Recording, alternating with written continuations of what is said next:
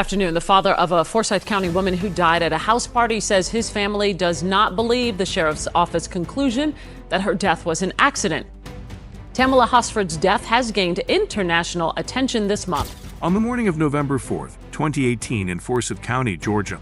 But this story is sparking outrage and national attention. 40-year-old Tamla Horsford was found dead in the backyard of a home in Cumming, Georgia. A social media campaign for the mother is now demanding a thorough investigation. Many people are calling it a suspicious death, spreading a theory that she was murdered at a party. A life was lost under circumstances that have left an entire community questioning what really happened. That's right, but we begin tonight with the death of Tamla Horsford. Now, the Forsyth Sheriff's Office says it's case closed in this one, but Hope Ford found out a lot of people out there aren't buying it, Hope. Tamla Horsford, a beloved mother of 6, a devoted wife, and a woman full of energy and compassion, was found dead in the backyard of her friend Jean Meyer's home. At first glance, it seemed like an unfortunate accident, a woman who had fallen after a night of drinking. But as the investigation unfolded, disturbing questions began to surface, and the truth seemed to slip further out of reach. This is the tragic story of Tamla Horsford, a woman whose untimely death would set off a chain of events, filled with inconsistencies, unexamined details, and an investigation that has left her family, friends, and many others searching for answers.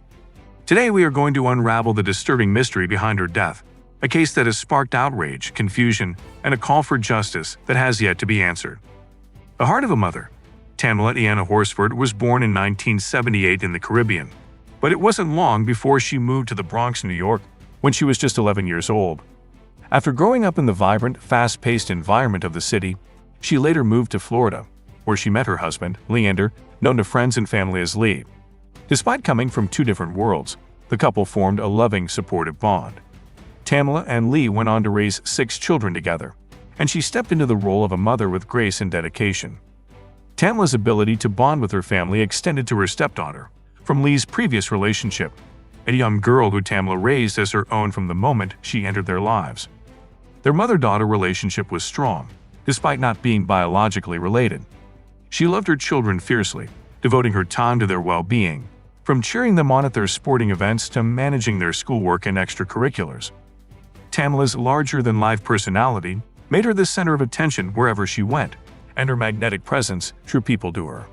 Those who knew her described her as funny, charismatic, kind-hearted, and inclusive, someone who genuinely cared for others.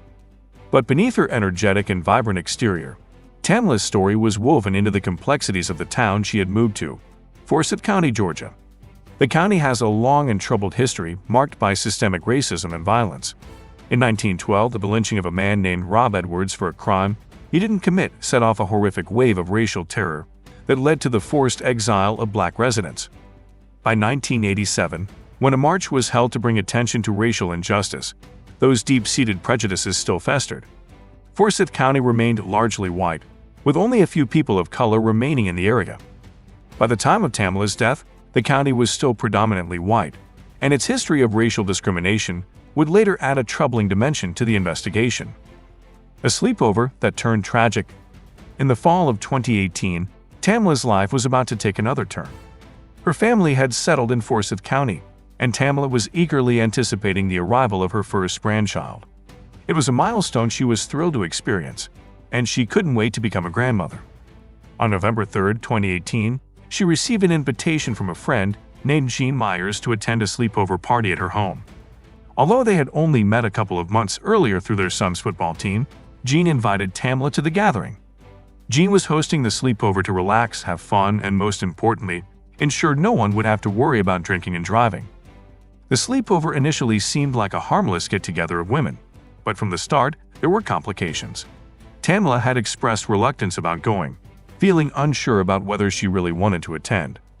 Despite these reservations, Tamla, always the kind-hearted soul, decided not to let anyone down. Lee, her husband, initially had plans for the evening but chose to stay home with their children, so Tamla could have some time for herself.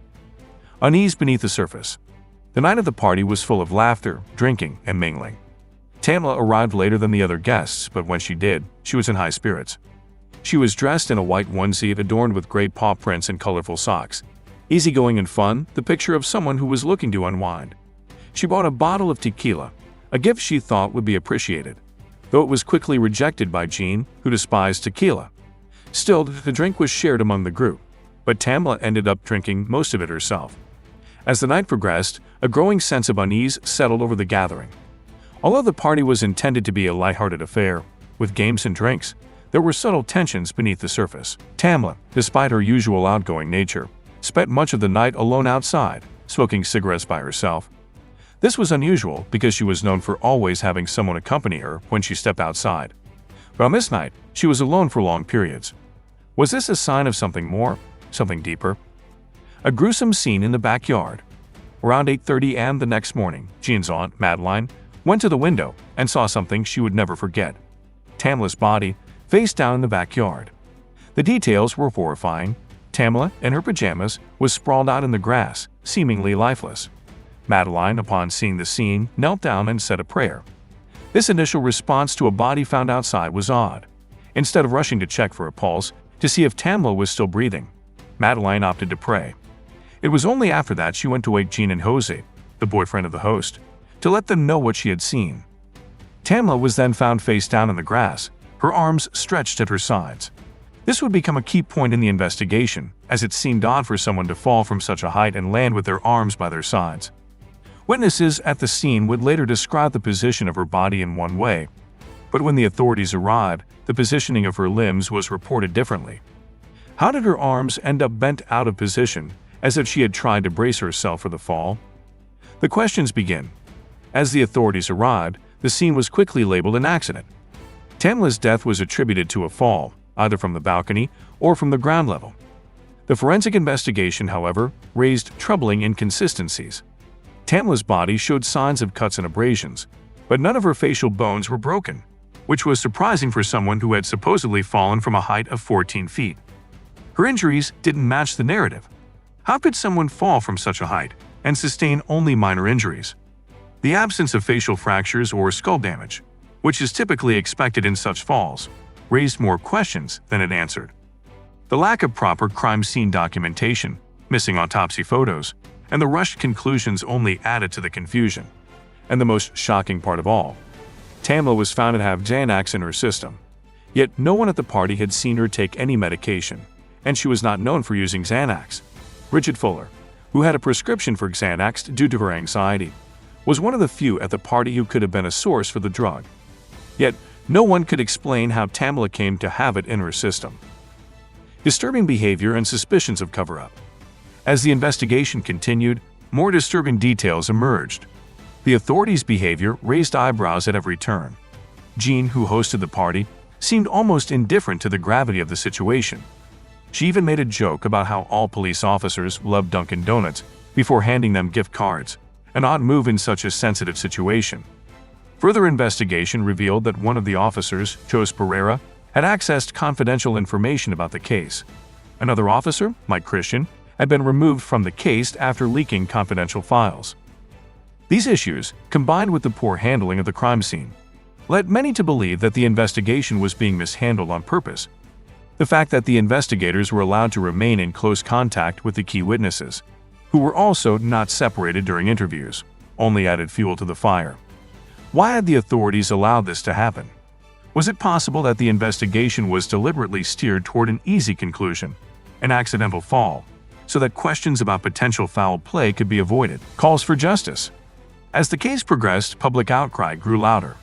The Horsford family, with the help of their lawyer, Ralph Fernandez, pushed for a re-examination of the evidence.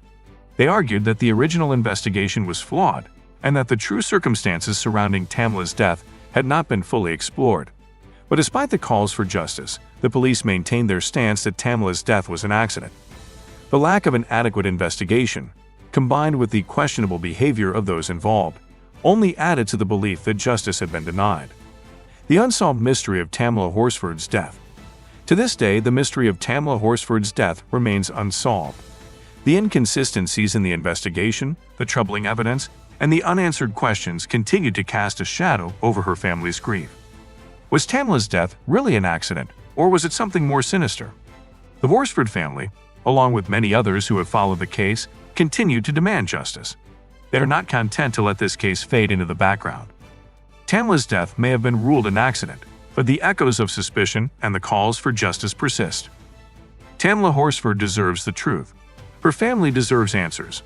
And as we continue to reflect on her story, we must ask ourselves, how many more families have been robbed of justice, of answers, and of the truth? How many more stories will remain unsolved because the system failed to listen, failed to question, and failed to seek the truth?